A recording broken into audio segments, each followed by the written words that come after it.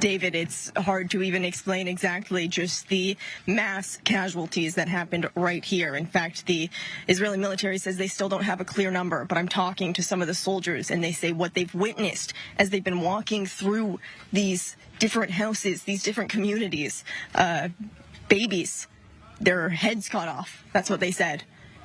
Gunned down, families completely gunned down in their beds. You can see some of these soldiers right now comforting each other. Many of them reserves who jumped into action, leaving their own families behind as well, not knowing the sheer horror that they were about to come to. They say they've never experienced anything like this. This is nothing that anyone could have even imagined when you're walking through here.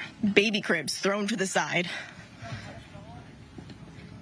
Doors thrown wide open. Still some Israeli bodies still here because the fighting in this community just ended just recently. So many of these troops are still going house to house, door to door. It's taken them sometimes 30 minutes, 40 minutes, because many of these houses are also still have grenades in them, booby traps. In fact, as we're trying to get closer to some of these scenes, we're being told, no, get back from some of these Israeli military because there are still grenades in the area.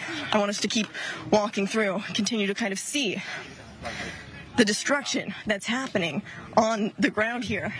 Even something as simple as a soccer net just left to the side here as people were with their families playing. I see in the distance more bodies being covered, all the while as they're covering these Israeli bodies, trying to evacuate everyone else from the territory, taking all of the casualties out of here.